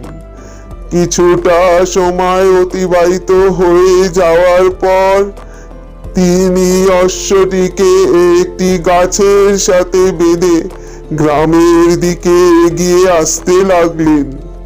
সেই সময় এই অঞ্চলটি একেবারেই জনবসতি অধ্যুষিত ছিল না। জঙ্গলে ঘেরা এই অঞ্চলের ধার ঘেঁষে গ্রামের সীমানা শুরু হয়েছিল। পাশের গ্রামগুলির থেকে এই গ্রামটির দূরত্ব অপেক্ষাকৃত বেশি থাকায় সন্ধ্যের পূর্বেই সকলে গ্রামে প্রত্যাবর্তন করে যেতেন। গবাদি পশুর বিচরণের ক্ষেত্র তখন তৈরিও হয়নি। ইংরেজরা প্রতিটি গবাদি পশুর উপরেই কর আরোপ করায় অনেকেই না খেয়ে মৃত্যুবরণে বাধিত হয়েছিলেন। এছাড়া বাকিরা নিজেদের প্রয়োজনে গবাদি পশুগুলিকে তাদের কাছে বিক্রি করতে বাধ্য হয়েছিলেন। তবে মণিগ্রামের মানুষের কাছে চিরকালের মতোই নাগরাজ বাসুকীর পূজার্চনার কাজই ছিল সর্বাধিক গুরুত্বপূর্ণ। সকলেই মনে করতেন তার কৃপা দৃষ্টি বলবৎ থাকায় কারোর পক্ষেই গ্রামের শান্তি বিনষ্ট করা সম্ভব নয়। তবে এই আগন্তুক কিছুই জানতেন না। অজান্তেই গ্রামের মাটিতে পা রাখলেন। একটি বাচ্চা মেয়ে ওই স্থানেই আপন মনে বিচরণ করছিল। বিদেশিনীর দিকে দৃষ্টি যেতেই সে এগিয়ে গেল। বিদেশিনী তার পরিচয় জিজ্ঞাসা করলে সে জানালো তার নাম হারখা। হারখা কে ছিল তিওয়ারিজি? ওই যে শান্ত কুটিরটি দেখছো, যেটি আজ প্রায় ভগ্নপ্রায়, নিষ্প্রাণ, একদিন ওটি ছিল ওই ছোট্ট হারখার আবাসস্থল। অনাথ এই কন্যাটি নিজের বলতে শুধুই ছিল তার দিম্মা। মা বাবা মারা যান এক কঠিন অসুখে। তারপর থেকেই দিম্মাই ওকে মানুষ করেছিলেন। হারেখার বয়স তখন 5.5 বছর। আদো আদো কণ্ঠে কথা বলতে শিখেছে সে। নিজের অস্তিত্ব বিলীন হতে দেখেও যেমন মানুষ তাকে জিইয়ে রাখবার সমস্ত কৌশল অবলম্বন করে এগিয়ে যায়, এই ছোট্ট হারকার মধ্যেও সেই সমস্ত গুণ জন্মসূত্রেই প্রাপ্ত হয়েছিল। আমি আরো কৌতূহলী হয়ে জিজ্ঞাসা করলাম, আচ্ছা তারপর কি হলো? আমি সত্যি আরো আগ্রহী হয়ে উঠেছি। এমন সুন্দর কাহিনী না শুনলে হয়তো সবটাই অধরা হয়েই থেকে যেত। তিওয়ারিজি অবাক দৃষ্টিতে আমার দিকে তাকালেন। না, সুন্দর সূত্রপাত সবসময় সৌন্দর্যের প্রতীকী হয়েই সমাপ্ত হয় না। অনেক সুন্দরের মধ্যেও সমাজের কুৎসিত রূপটা চোখে পড়ে। ঘটনার বৈচিত্র্যে সেটি ধরা দিতে থাকে। কেন? এরপরে কি আরো ভয়াবহ কিছু ঘটেছিল? হ্যাঁ, জেনিফার মেয়েটির সুবাদে গ্রামে প্রবেশ করেছিলেন ঠিকই, কিন্তু গ্রামবাসীরা তাকে মেনে নিতে পারেননি। একজন বহিরাগতের চোখেই তাকে দেখা হতে থাকে। যে দিনটিতে তিনি প্রবেশ করেছিলেন সেটি ছিল নাগ পঞ্চমী। সেদিন রাতে সুবিশাল আড়ম্বরে নাগ দেবতার পূজার প্রস্তুতি শুরু হয়েছিল। প্রতিবার নাগ পঞ্চমী তিথিতে গ্রামের বিরাট মেলার আয়োজন করা হতো। মন্দিরের পার্শ্ববর্তী অঞ্চলে মেলা বসত। আশেপাশের সমস্ত গ্রামের মানুষ মেলা পরিভ্রমণের জন্য আসতেন। এই জাঁক জমকের মধ্যে কোথাও যেন নিজেকে হারিয়ে ফেলেছিলেন সেই বিদেশিনী। সন্ধে গড়াতেই জেনিফার জেদ ধরেন মন্দিরে যাওয়ার, কিন্তু মন্দির প্রাঙ্গণে কোনো ইংরেজের অনুপ্রবেশ একেবারেই নিষিদ্ধ ছিল। কিন্তু ওই ছোট্ট মেয়েটি তাকে সবার অলক্ষ্যে মন্দির দর্শনের জন্য নিয়ে যায়। হারখা মনের দিক থেকে অনেকটাই কোমল ছিল। তার স্বভাব ভারী মিষ্টি হওয়ায় বিদেশিনীর কাছে সেটি লাবণ্যের কারণ হয়ে দাঁড়ায়। ওর হাত ধরে দূরত্ব নির্ধারণের কাজ অনেকটাই সহজতর হয়ে উঠেছিল। উৎসবের আমেজে গোটা গ্রাম তখন উচ্ছ্বসিত। চারিদিকে তখন উৎসবের আমেজ, তার সাথেই ঢাক ঢোলের শব্দ আলোড়িত হতে লাগলো। গোটা পরিবেশটা ছিল আমোদে পরিপূর্ণ। নিজেকে হারিয়ে ফেলতে চাইলেন জেনিফার। মন্দিরের দিকে এগিয়ে গেলেন। সকলেই তখন নিজের কাজে ব্যস্ত। পূজার অর্ঘ্য প্রদানের উদ্দেশ্যে প্রত্যেকেই নিজের ডালিগুলি সাজিয়ে নিচ্ছিলেন। চন্দন, ধূপ, কলা, দুধ, দই সহযোগে তারা সকলেই সমবেতভাবে নাগ দেবতার থানে নিজেদের অঞ্জলি প্রদান করছিলেন। গ্রামে একটি প্রবাদ প্রচলিত ছিল, বুড়ো নাগতলায় জল ঢাললে নাকি নাগ দেবতা প্রসন্ন হন এবং সৎ ব্রাহ্মণের স্ত্রীর উপরে ভর করেন। ভরের সময় কেউ যদি ওই উক্ত স্ত্রীর কাছে কিছু জানতে চাইতেন তাহলে তিনি বলে দিতেন, সেবার ভর হলো রত্নীবাইয়ের উপরে। শঙ্কের ধ্বনির শব্দে আলোড়িত হতে থাকলো চতুর্দিক। মন্দিরের প্রধান দরজা খুলে দেয়া হলো। একে একে সকলেই দুধ ও মালা নিয়ে প্রধান বিগ্রহের দিকে এগিয়ে যেতে শুরু করলেন। মন্দিরের গর্ভগৃহে নাগ দেবতার দুটি প্রতীকী মূর্তি ছিল। ওই দুটি মহাভারতের সময়কাল থেকেই এখানে সুসজ্জিত ছিল। কথিত আছে, ভীম মন্দিরটি নির্মাণের পরে নাগ দেবতা নিজেই এখানে পদার্পণ করেছিলেন। এরপর সকলের অনুরোধে তিনি পাথরের রূপ ধারণ করেন। একটি ওনার নিজস্ব মূর্তি, আর একটি প্রতীকী হিসেবে সেই থেকেই স্থান পেয়েছিল। আমরা কেউই মূর্তি স্পর্শ করার অধিকার রাখি না। নাগ পঞ্চমীর দিন রাতে পুষ্করিণীতে মণিটির অভিষেক ক্রিয়া সমাধিত হয়ে যাওয়ার পর দেবতারা স্বয়ং এই মন্দির গর্ভে পদার্পণ করেন। তাদের সাথে নাগলোকের নাগ ও নাগিনীরাও এখানে আসেন। একসাথে সকলেই অমৃত প্রদানের মধ্যে দিয়ে নাগরাজ বাসুকীর অভিষেক ক্রিয়া সম্পাদন করেন। এই সময় গর্ভগৃহের দরজা বন্ধই থাকে।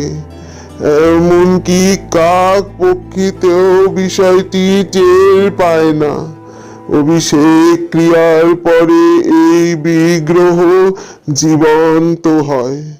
তারপর তিনি আবার ধীরে ধীরে ওই পুষ্করিণীর গর্ভে প্রবেশ করেন। স্বপ্নাদেশ প্রাপ্ত পুরোহিতেরাই এই নাগমণিটি প্রাপ্তির অধিকার থাকে। নাগ পঞ্চমীর শেষ রাতে নাগরাজ মণিটিকে এই থানের উপরে রেখে সরোবরের গর্ভে চলে যান। তারপর পুরোহিত চোখ বন্ধ করে সেটিকে দুধ, মধু ও মোম দ্বারা স্নান করিয়ে ওই থানে রেখে আসেন। এই পুরো ক্রিয়াটিকে তাকে চোখ বন্ধ করেই করতে হয়। এমনটা শোনা যায়, একবার এক পুরোহিত চোখ বন্ধ না করেই অভিষেকের কাজ হাতে দেয়ায় তিনি অন্ধ হয়ে গিয়েছিলেন। গ্রামবাসীরা কোনো দিনই ওই মণি স্পর্শ করতে পারেননি, আর না পেরেছেন নাগ দেবতার বিগ্রহকে স্পর্শ করতে। এমনকি সরোবরের জল ব্যবহার করাও নিষিদ্ধ। পৌরাণিক এই নীতিগুলি নাকি নাগরাজ বাসুকী স্বয়ং মন্দিরের প্রধান পুরোহিতকে স্বপ্নাদেশ দিয়ে বলে গেছিলেন। সেই থেকে বংশ পরম্পরায় পুরোহিত গোষ্ঠী এই প্রতিটি বাক্য পালন করে এসেছেন। এমনকি আজও এগুলি সেইভাবেই পালিত হয়।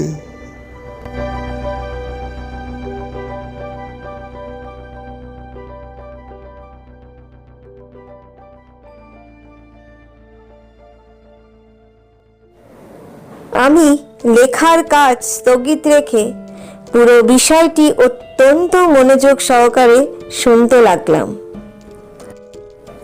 সেই বিদেশিনীর কি হলো তিওয়ারিজি?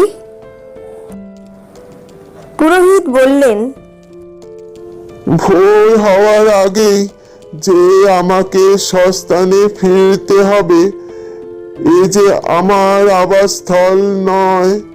ভোরের আলো স্পর্শ করলেই আমি যে অপবিত্র হয়ে যাব, এই পবিত্র স্থান যে ত্যাগ করতে হবেই আমায়।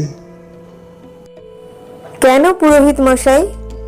আপনি তো আমাদের মতোই সাধারণ মানুষ। এছাড়া সর্বদাই নাগরাজের সেবায় নিয়োজিত থেকেছেন, তাহলে এমনটা কেন বলছেন?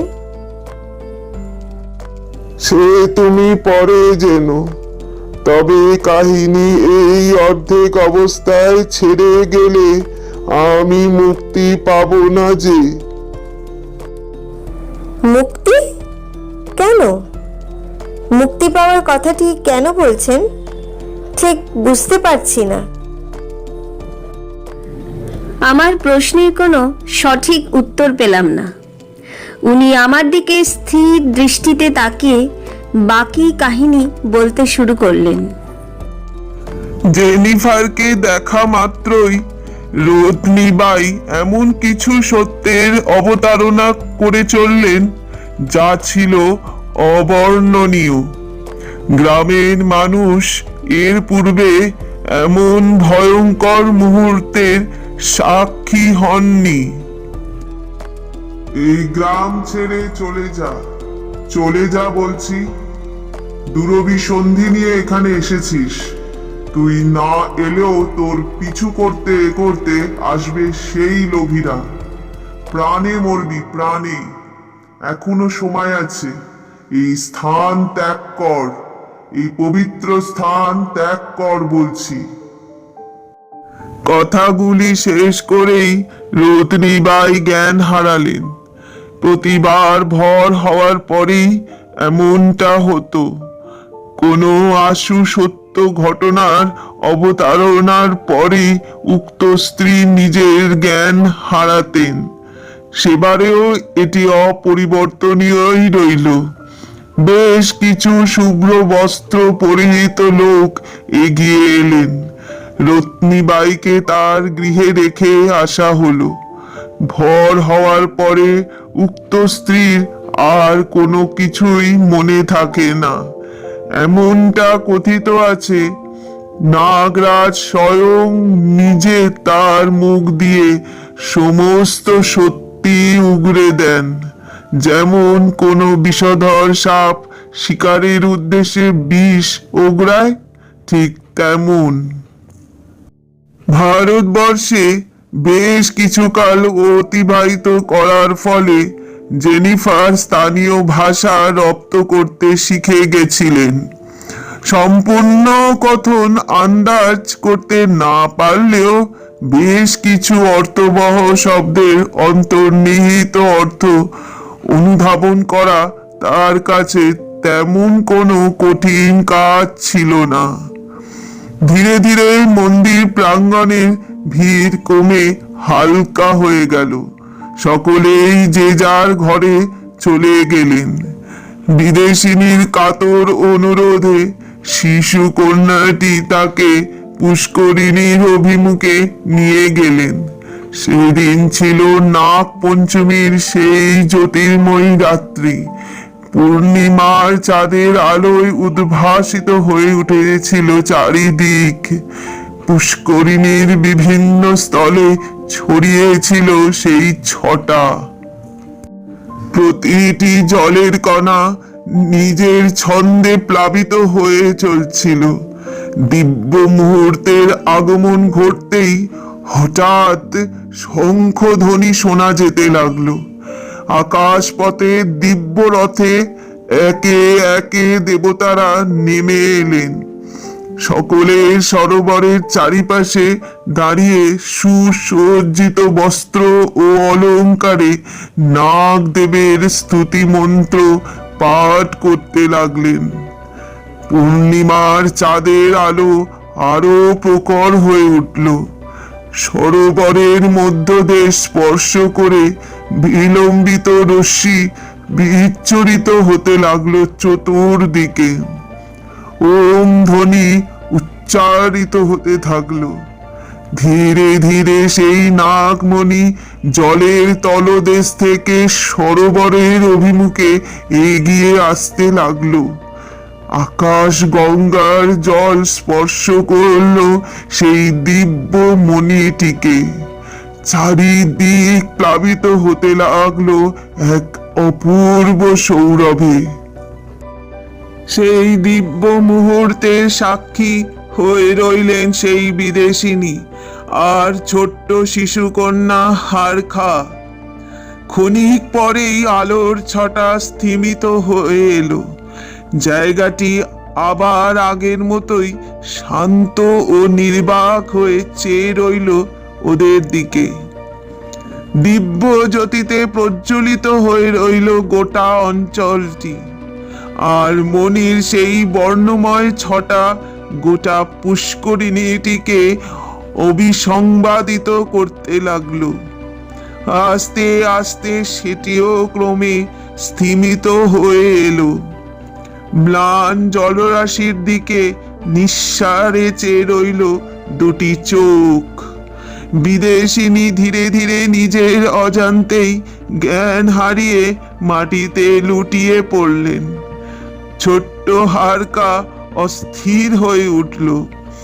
গ্রামের বিভিন্ন বাড়িতে গিয়ে ঘটনাটিকে আধো আধো কণ্ঠে ব্যক্ত করতে শুরু করলো।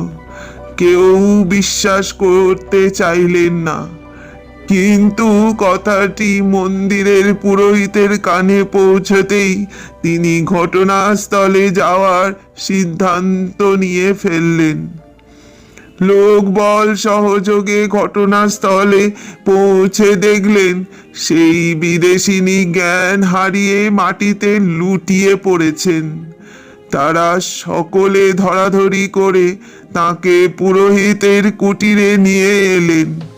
পরের দিন প্রভাতে জ্ঞান ফিরতেই গ্রামবাসী বিদেশিনীর মুখে পুরো ঘটনাটির বিবরণ শোনার পরে অবাক হয়ে রইলেন। এই দৃশ্য দেখবার পরেও তিনি কিভাবে জীবিত রইলেন, সেটাই ছিল সবচেয়ে বড় প্রশ্নের বিষয়। গ্রামের এক বেদকে ডেকে পাঠানো হলো। তিনি এসে বিদেশিনীর নারী স্পর্শ করে জানালেন তিনি গর্ভবতী। সকলে খবরটি শোনা মাত্রই আপ্লুত হয়ে উঠলেন। সকলেই ভাবলেন এটি নাগ দেবতার কৃপায় সম্ভব হয়েছে। বেশ কিছুদিন ওইভাবেই অতিবাহিত হয়ে গেল। স্ত্রীর খবর না পেয়ে আলবার্ট সাহেব অস্থির হয়ে চারিদিকে খোঁজ লাগাতে শুরু করলেন। জঙ্গলের এক প্রান্তে ঘোড়াটিকে মৃত অবস্থায় পেয়েই তিনি চমকে উঠলেন। স্থানীয় লোকের তদারকিতে জানতে পারলেন ঘোড়াটিকে সাপে দংশন করায় তার মৃত্যু হয়েছে। খবরটি কানে যেতেই তিনি গ্রামের সীমান্তে এসে উপস্থিত হলেন। তার দলের লোকেদের নিয়ে গ্রামের ভিতরে প্রবেশ করলেন। বিভিন্নভাবে গ্রামের মূল্যবান সম্পদগুলিকে লুট করতে লাগলেন। কেউ বাধা দিতে এলে তাকে রাইফেল দিয়ে গুলি করে হত্যা করলেন। শেষ পর্যন্ত জেনিফারের খোঁজ পেতেই তিনি পুরোহিতের কুঠিরে এসে উপস্থিত হলেন। লাল চামড়ার সেই সাহেবের গতি প্রকৃতি একেবারেই সাবলীল ছিল না। তার হাবে ভাবে অত্যাচারের গন্ধ ভেসে আসছিল। গ্রামের মানুষেরা সকলেই ভয়ে পিছিয়ে গেলেন। ইংরেজ সরকারের দৌরাত্ম্যের হাত থেকে গ্রামবাসীদের রক্ষার জন্য জেনিফার এগিয়ে গেলেন। ওদের কোনো দোষ নেই, ওরা নিরুপায়।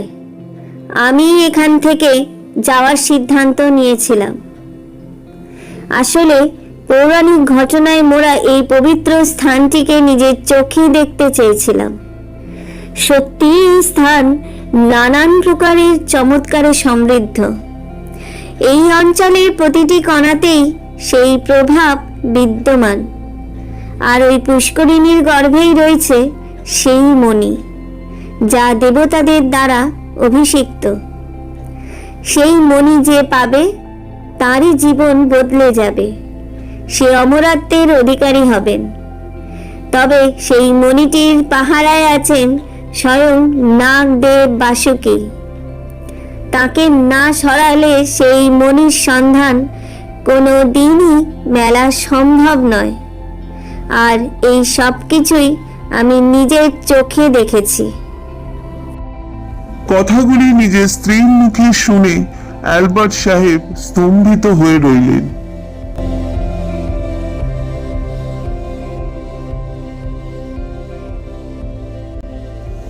বিদেশিনীর কাছে এই সমস্ত কাহিনী শোনার পরে অ্যালবার্ট সেদিন রাতেই মণিটি উদ্ধারের ষড়যন্ত্র বানালেন। গ্রামবাসীদের তীব্র বিরোধিতার তোয়াক্কা না করেই নিজের প্রাণের ঝুঁকি নিয়ে পুষ্করিণীর দিকে অগ্রসর হতে শুরু করলেন। রাত ক্রমে গভীর হতে থাকলো, তার সাথেই বাড়তে থাকলো বিষাক্ত সাপের ভয়। প্রত্যেকে লক্ষ্য করলেন সরোবরের চারিপাশে একাধিক বিষধর সাপ পরিভ্রমণে ব্যস্ত। তারা যে কোনো মূল্যবান সম্পদের পাহারায় রয়েছেন, তার প্রভাব স্পষ্টতই পরিলক্ষিত হয়েছিল। হঠাৎ সকলে লক্ষ্য করলেন এক বিশালাকায় সর্প সরোবরের মধ্যস্থল থেকে ঊর্ধ্বমুখে অগ্রসর হচ্ছে। তার সারা শরীর থেকে বেরিয়ে আসছে এক দৈবিক ছটা। তার ফনাটি আকাশকে স্পর্শ করতে পারে এমন। আয়তনে সেটি একটি পর্বতের সমান। ধীরে ধীরে সেটি অর্ধমানবের আকার ধারণ করছে, যার উপরের অংশ একটি দিব্য পুরুষের আর নিম্নাংশটি সর্পের। সেটি ধীর গতিতে এগিয়ে চলেছে মন্দিরের দিকে। এরপরে নাগ দেবতার থানে রেখে দেয়া প্রসাদগুলি ভক্ষণ করা শেষ করে তিনি পুনরায় সর্পের রূপ ধারণ করে সেই সরোবরের গর্ভে প্রবেশ করে গেলেন।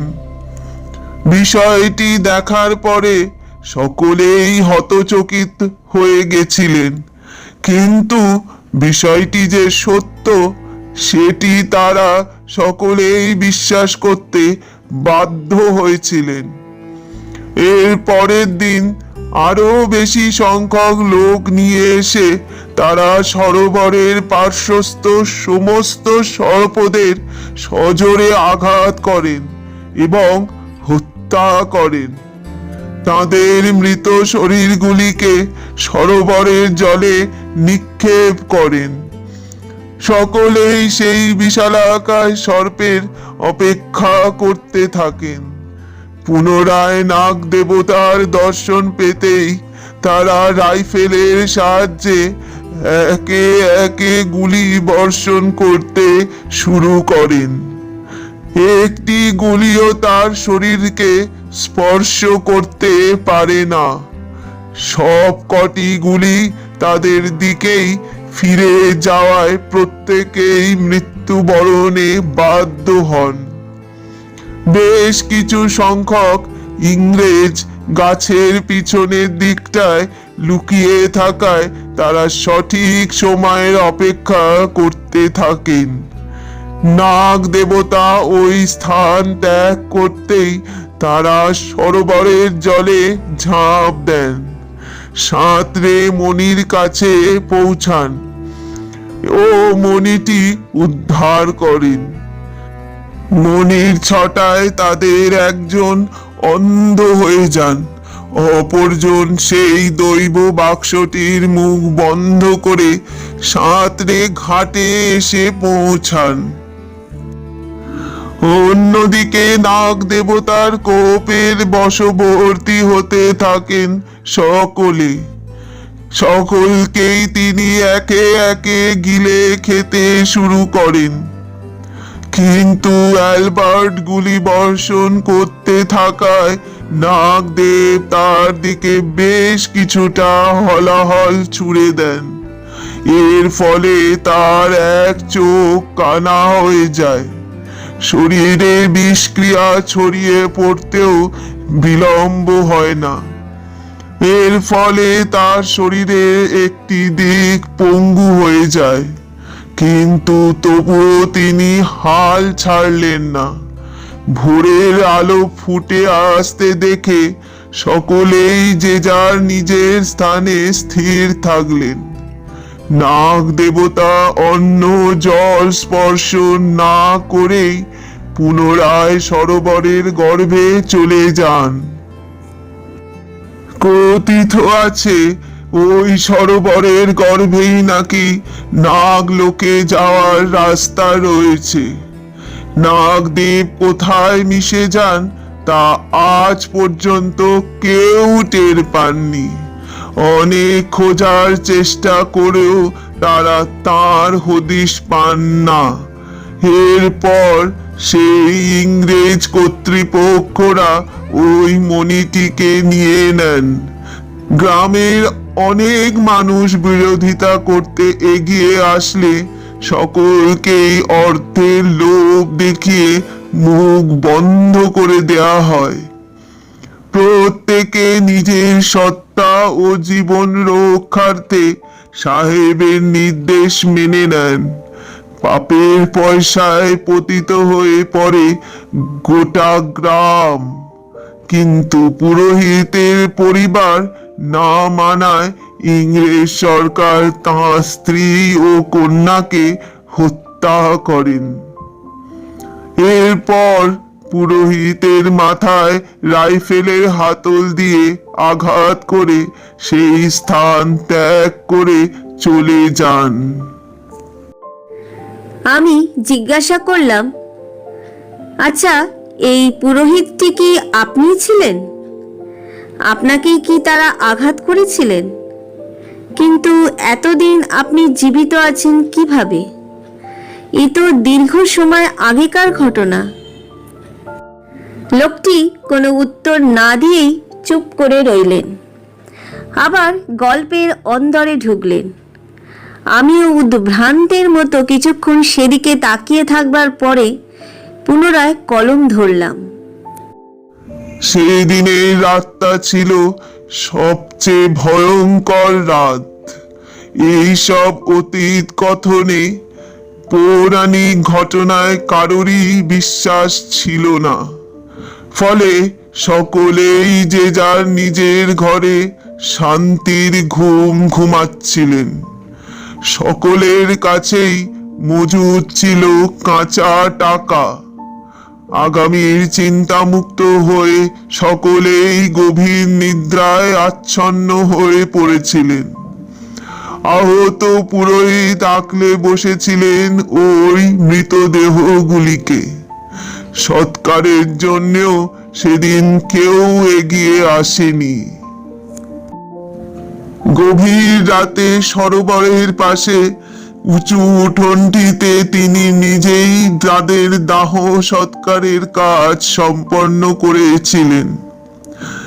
এরপরে ঘরে ফিরে এলেন।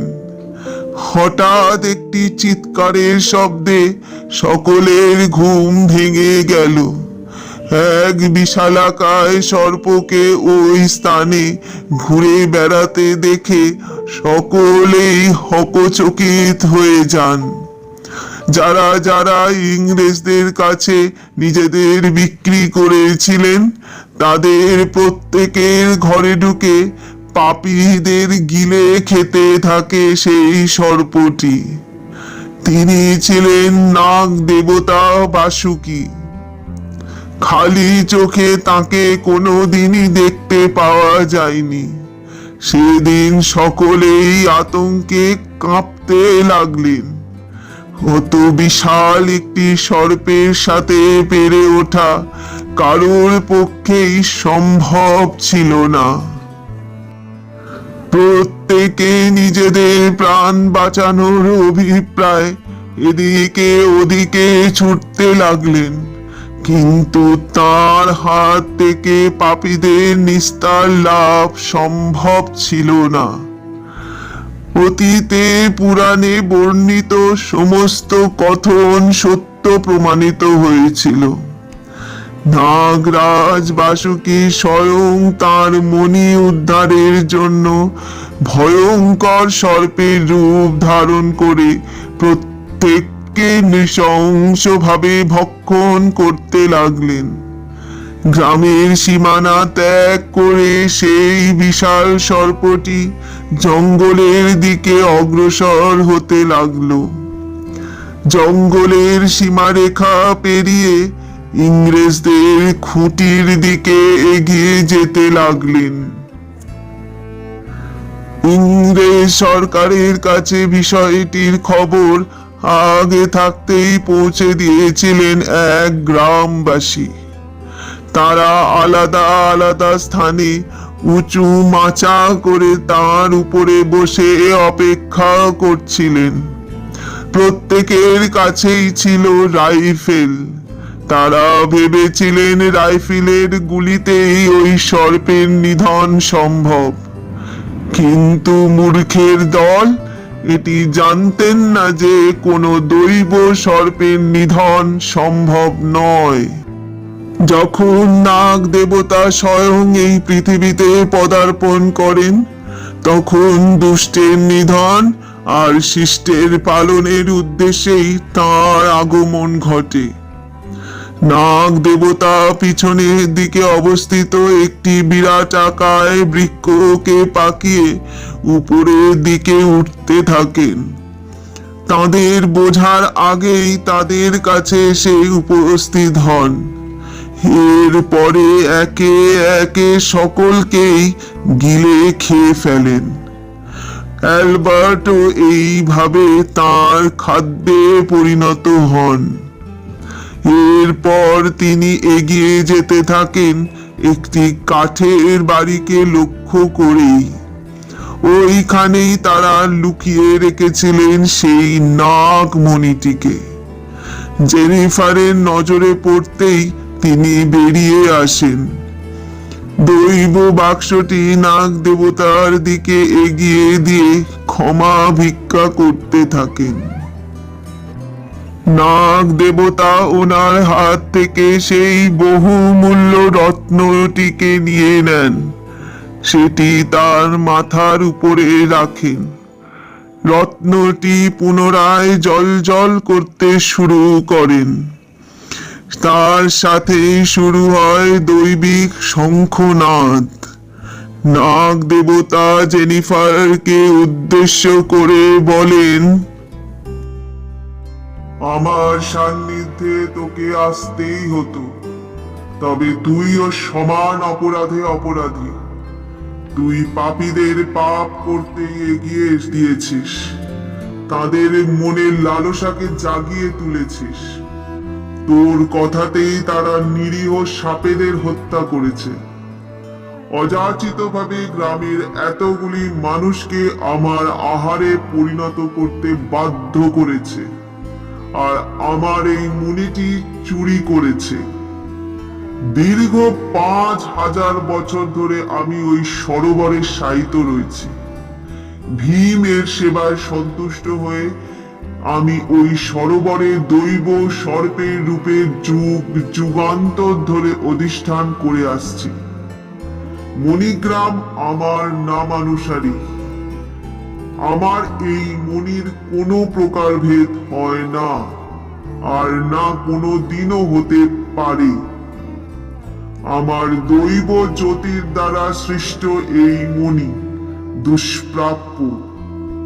যে শুদ্ধ চিত্তে আমার সেবায় নিয়োজিত থাকবে সেই মণি আমি তাকেই প্রদান করব। সেই হবে অমরত্বের প্রকৃত ভাগীদার। কিন্তু তুই পাপ করেছিস, সন্তান সম্ভবা হয়েও এই মণিকে স্পর্শ করে এর পবিত্রতা নষ্ট করেছিস। তোরও সেই শাস্তি হবে যা বাকিদের হয়েছে। কথাটি শোনা মাত্রই চমকে ওঠেন সেই বিদেশিনী। জীবন ভিক্ষা চাইতে থাকেন। তবে ওনার একটি কথায় প্রসন্ন হয়ে নাগরাজ তার সমস্ত পাপ ক্ষমা করে দেন। আমি কথা দিচ্ছি, আমি আমৃত্যু ওই গ্রামে থাকব এবং আপনার সেবায় নিয়োজিত থাকব। মৃত্যুর পূর্ব দিন পর্যন্ত আমি ওই মন্দিরেই থাকব। কোনো পাপীকেই এই গ্রামে প্রবেশ করতে দেব না। আর আমার এই সন্তানও আপনার সেবাতেই নিয়োজিত থাকবে প্রভু। ওর তো কোনো দোষ নেই, ওকে এই পৃথিবীতে আসতে দিন। আপনার আশীর্বাদ থেকে ওকে বঞ্চিত করবেন না। জেনিফারের কাতর মিনতিতে প্রসন্ন হয়ে নাগরাজ তাকে গ্রামে থাকার নির্দেশ দেন। এরপর আজীবন তিনি নাগ দেবতার সেবায় নিয়োজিত ছিলেন।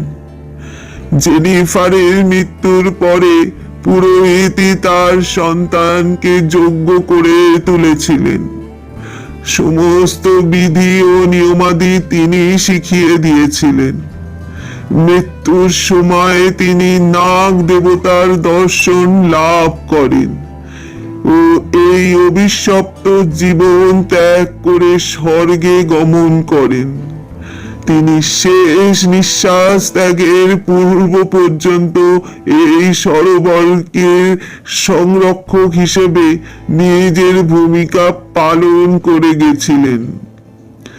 এরপর গ্রামে আর কোনো দিন কোনো দুর্ঘটনা ঘটেনি। সকলেই সমস্ত বিধি ও আচার মেনেই প্রভুর সেবায় নিয়োজিত ছিলেন। এতক্ষণ হাঁ করে কাহিনীটি শোনার পরে আমিও বিভোর হয়ে গেছিলাম।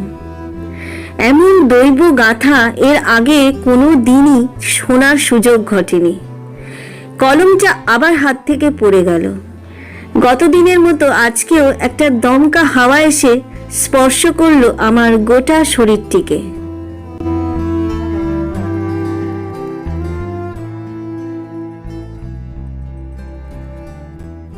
সামনের দিকে চোখ পড়তেই দেখলাম তিওয়ারিজি আর উপস্থিত নেই। মানুষটা কোথায় গায়েব হয়ে গেছিলেন। ভোরের সূর্যের আলোটা তখন সদ্য আমার সামনের জমির একাংশের ক্ষেত্রটিকে স্পর্শ করেছিল। হালকা আলোকরশ্মি গায়ে এসে লাগতেই একটা আলতো উষ্ণ পরশ অনুভব করলাম। হঠাৎ মনে হলো কোনো সর্পের হিসিসানির শব্দ কানে আসছে। সরোবরের দিকে চোখ পড়তেই দেখলাম সেই পুরোহিতের পরনের গেরুয়া বস্ত্রটি বিক্ষিপ্তভাবে পড়ে রয়েছে, আর একটি সুবিশাল সর্প ধীরে ধীরে সরোবরের মধ্যস্থল ভেদ করে প্রবেশ করে যাচ্ছে তার গর্ভে। তার লেজের শেষ ঝাপটায় বেশ কিছুটা জল আমার শরীরে এসে লাগতেই চমকে উঠলাম। সেই জলের ঝাপটাতেই আমার অর্ধেক শরীরটা ভিজে গেল। বুঝলাম তাহলে প্রাণীটির আয়তন কত হতে পারে। নিজের চোখে সেদিন যা দেখেছিলাম সেটি বিশ্বাস করার মতো সাহস ছিল না। নাগরাজ নাগলোক এই সব কিছুই যে সত্যি তার চাক্ষুষ প্রমাণ পেয়েছিলাম সেদিন। নিজের সমস্ত প্রশ্নের উত্তর যে তার কাছ থেকেই পাবো এমনটা ভাবতেও পারিনি। একটা মানুষ এত কথা কিভাবে জানতে পারেন? এই বিষয়টি ক্ষীণ বুদ্ধির দ্বারা খুঁজে বার করার চেষ্টা করলেও কোনো বিশেষ ক্ষেত্র তৈরি করে উঠতে পারিনি। সবটাই চোখের সামনে ছিল, তবুও সবকিছুই যেন মায়াবী চাদরে আচ্ছাদিত হয়ে গেছিল। বিশ্বাসের ঊর্ধ্বেও যে কিছু থাকে সেটির প্রমাণ পেয়েছিলাম। আজও শরীরে শিহরণ জাগে। আমৃত্যু স্বপ্নে আমি সেই দৃশ্যেরই ঝলক পেতাম।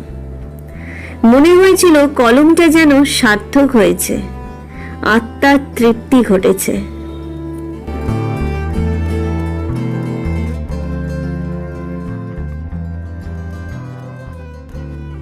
এই ছিল আমার আজকের নিবেদন, লেখিকা সঞ্চারী ভট্টাচার্যের কলমে লেখা মণিভুজঙ্গম। গল্পটি আপনাদের কেমন লাগলো তা কমেন্ট করে জানাবেন। যদি ভালো লাগে তাহলে একটা লাইক করে দেবেন এবং আপনার প্রিয়জনের সাথে শেয়ার করে দেবেন। এরকম আরও নতুন নতুন গল্প শুনতে হলে যারা এখনও পর্যন্ত আমার চ্যানেলটিকে সাবস্ক্রাইব করেননি তারা দয়া করে আমার চ্যানেলটিকে সাবস্ক্রাইব করে দেবেন এবং পাশে থাকা বেল আইকনটি প্রেস করে দেবেন, যাতে আমার চ্যানেলে সমস্ত নোটিফিকেশন আপনাদের কাছে পৌঁছয়। আজকের মতো বিদায় নিচ্ছি, আবার আসবো অন্য কোনো স্বাদের গল্প নিয়ে। সবাই ভালো থাকবেন, সুস্থ থাকবেন।